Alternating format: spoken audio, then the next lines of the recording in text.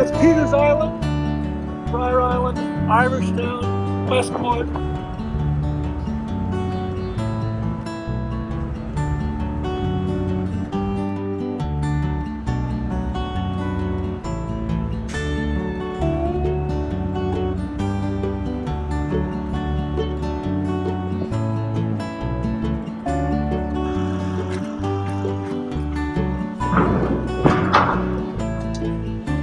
When I get off the ferry, you slow down. You slow down. You wave at people, you stop, you talk to people.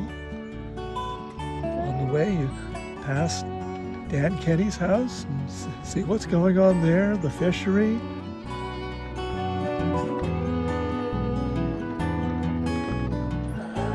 Let me see. No tag on it. No. Yep.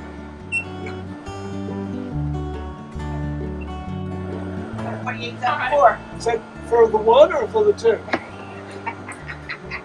I guess I'll let you have both of them over here.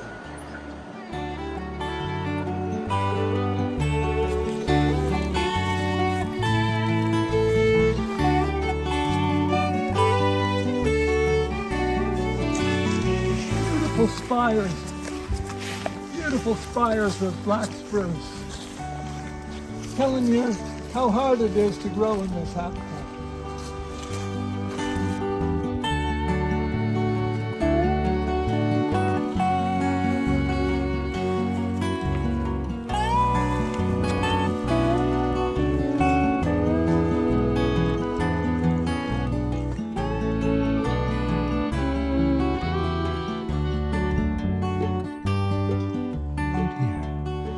Fan-like leaves, fan-like leaves. This is one plant, that's another plant, another plant. Each one's coming from a separate seed that was planted a year ago. This plant is the Eastern Mountain Avens, and it's always been a fugitive. It's always been a small Arctic alpine plant, also called Peck's Avens, Geum Peckii scientifically. And it only grows on the top of Mount Washington in New Hampshire and on Brier Island and one small bit at the end of the Digby Peninsula, and that's it. It's the rarest plant in eastern Canada. I think there might be a rarer plant in Ontario, an orchid, but this is the rarest plant in eastern Canada. So after the glaciation, this plant had been pushed down by the glaciers. It had been pushed down to West Virginia. And then things start to warm up. And the Bay of Fundy was starting to melt. And Nova Scotia had a huge ice cap on it. And that starts to melt about 13,800 years ago. Brier Island is one of the first places to have melted. And after that, this plant finds Brier Island, finds bogs that are starting to develop, and finds itself a home. And so it's been going with the landscape for 10,000 years. Found a really good place, the biggest bog on Brier Island, Big Meadow Bog.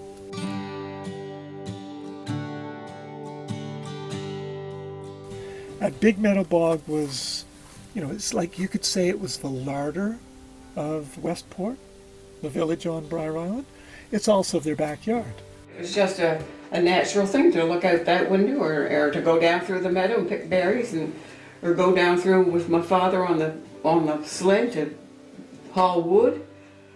And skate down through there. Memories. That was our pond. That was my grandfather's pond. They called it Jimmy's Pond. Well, then Dad took it over and they cut ice in there. They had the long saws, They'd cut through to cut the squares of ice, the blocks of ice. They'd be about that thick, I guess. My dad and his cousin, they had, I think, well over 300 sheep. And those sheep were divided themselves. They divided up into clans. One clan would live in one area, and one clan would live in another. I think there was 4 or 5 different places we had to chase them down when they had to get sheared and we get the lambs. Run, David, run.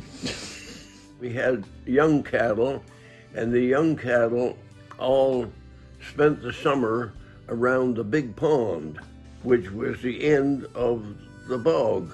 When I was a kid, I had 32 rabbit snares down across the big meadow, and I used to come out every night after school. Just as soon as school was out, I'd take off down to the big meadow, go to my snares, and I'd come out with 5 or 6 rabbits every night. They used to hunt black duck in the pools and pick up cranberries for Thanksgiving or Jonesberry. This is what the Brier Islanders called the bake apple or the cloudberry. Only place in the world that this plant is called Jonesberry. And for a long time, after the settlers came, this was their life. It was also the life for the eastern Mountain Avens. And the Mountain Avens ringed that bog. The bog has swamps which are draining into it from the sides, and then the bog is a raised bog, so it has water draining down to the margins.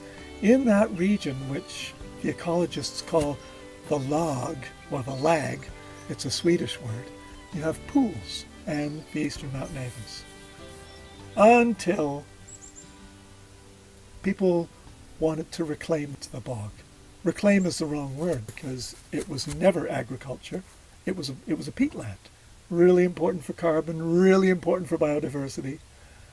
But then we think that we need to turn this from a wasteland into something useful.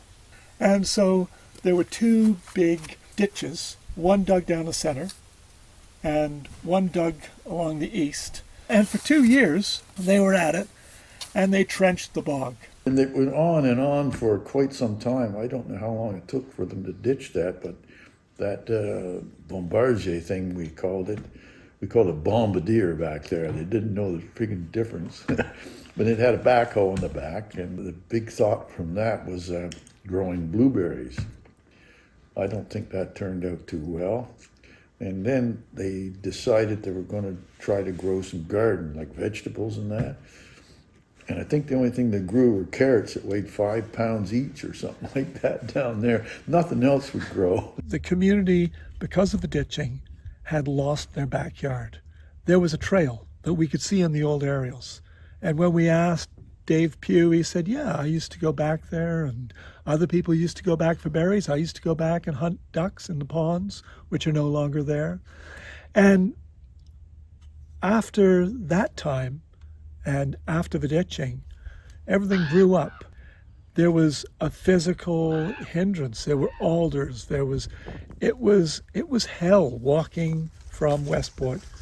And we've done it. We've fallen down, and we've been angry in the alders. This is the 1958 ditch. This is the south part of the bog. The ditching did 2 things.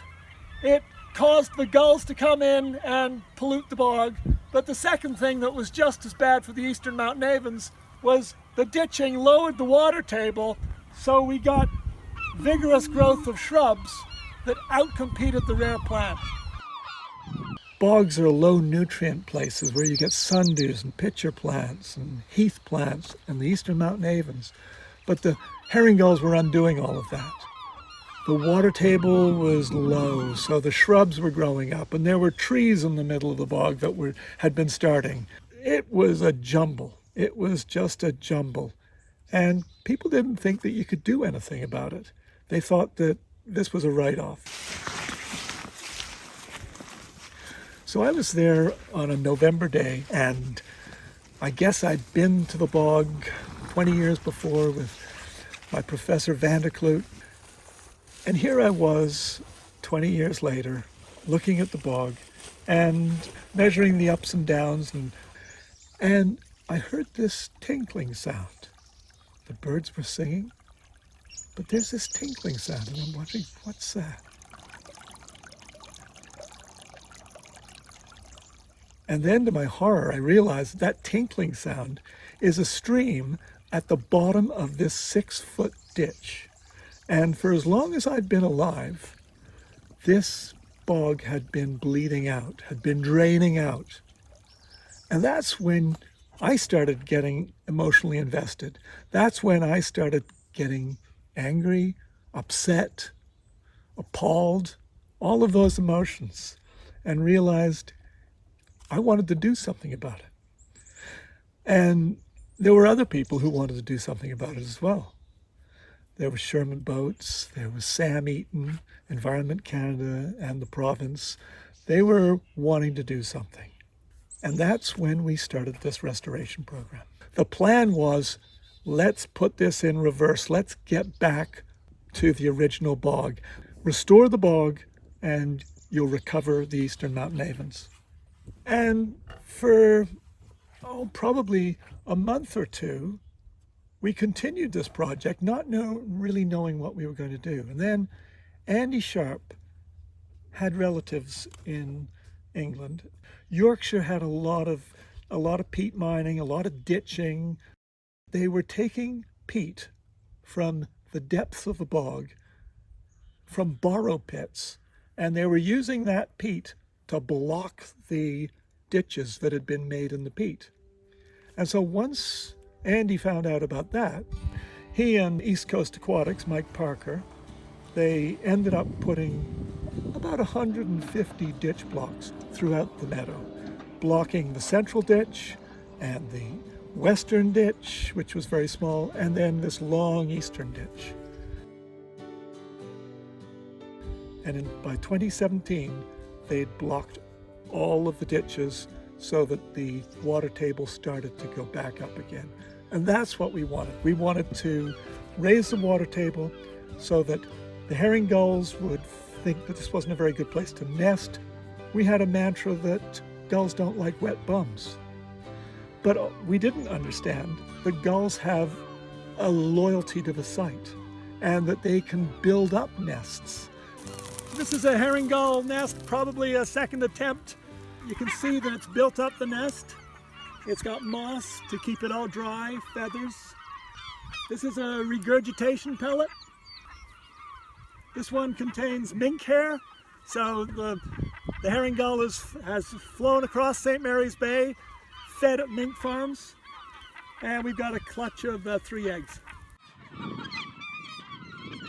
They can make a nice bowl of a nest and raise up that nest 20 centimeters perhaps above the water table and get back to where they were. So we have not lost any gulls, unfortunately.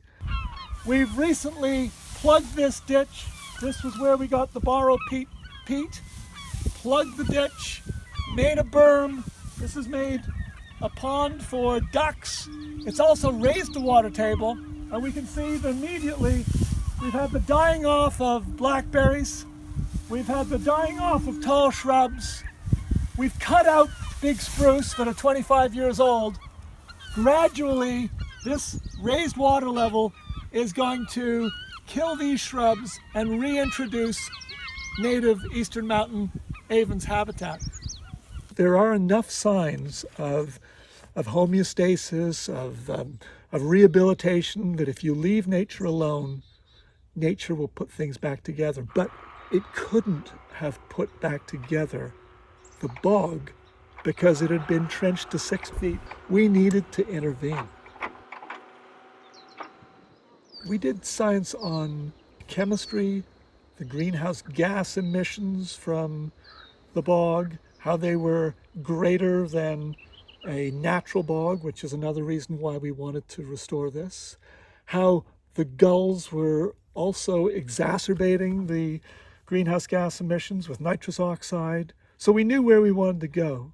We had 1,000 avens here when we started working in 2013, and now we have maybe half a dozen plants. We got half a dozen plants, but we're fighting to keep them, and we're fighting to keep the gulls out of here. And this is a technique which was used for keeping gulls out of tern colonies, because we're trying to hold the line on the nutrients from the gulls. The gulls gave us a lesson in aeronautics. They're fairly good at flying, and they can actually hover. And so they would see our bamboo arrays and they would hover and they would slowly settle between the bamboo poles and find that that was a nice nesting place, perhaps because it gave them a refuge from aerial predators. We did science on how the eastern mountain avens germinates. Under what kind of conditions do the seeds germinate over winter, in the springtime? Do they need a cold snap? And then we did science on the breeding system. This garden of eastern mountain avens, they would be interbreeding.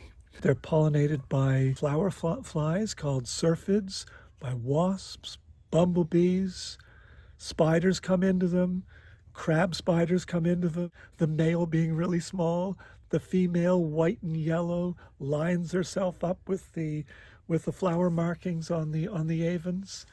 So there's a whole community of insects which is around them when they flower. The eastern mountain avens used to be able to be pollinated by avens plants all around the bog.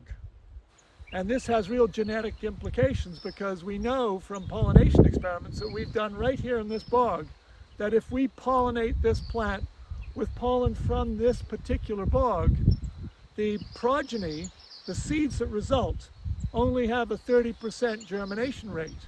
But if we take pollen from across the bog, across Big Meadow Bog, 500 meters away, the germination rate goes up to 50%. So we know that outcrossing is necessary for genetic fitness. There's work being done on how climate change is warming the air, leading to shifts in the biological community. All through the permafrost, this is happening.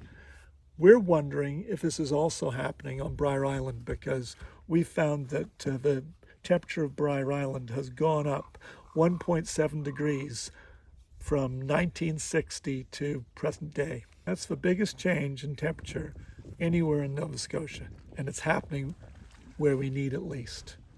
Last year we decided to try and look into climate change and see what we could do to predict what the future for the plant might be based on this threat.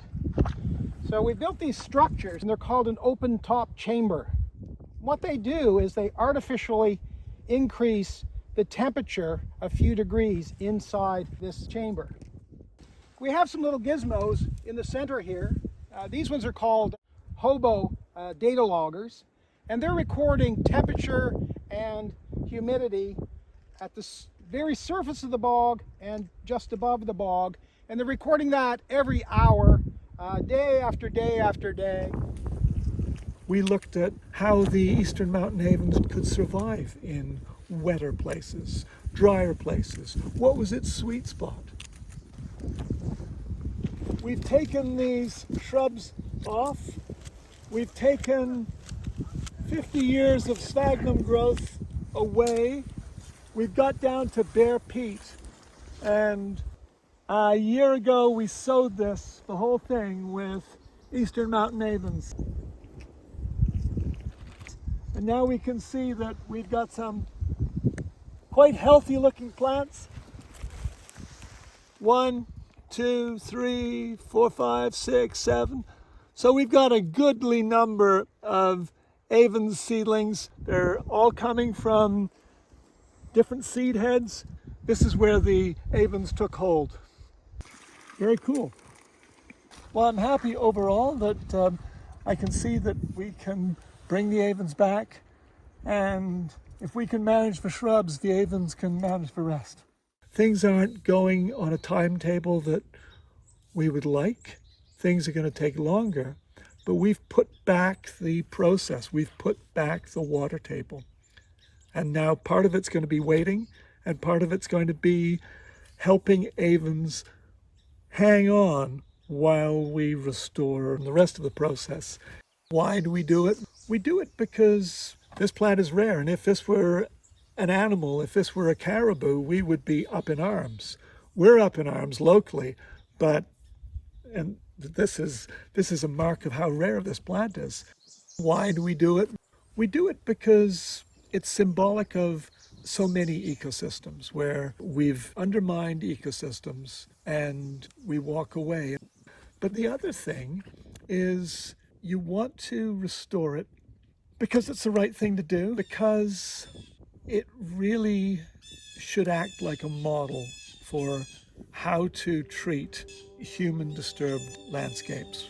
That we need to restore these landscapes. We need to restore them back to the point where they can sustain rare species.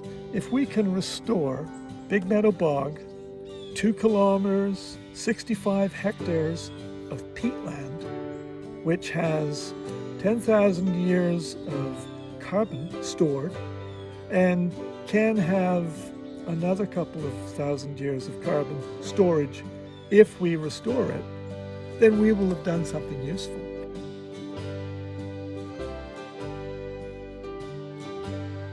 Going on the boardwalk is a taste of the bog, but it doesn't get us far enough. I want that boardwalk to keep going. I want it to keep going so people can walk past the eastern Mountain Avens, can get to see it, can understand what the restoration was all about, and can realize the importance of what was done.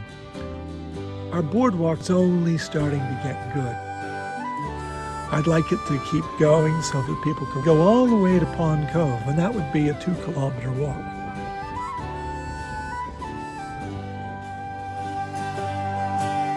I stand on deck, waves bathed in moonlight, gazing out o'er the sea. A falling star makes me remember the words that she said to me. And she said, oh no, you cannot go. You can't be leaving your life behind. But as the falling star leads to the sunrise, I'll be upon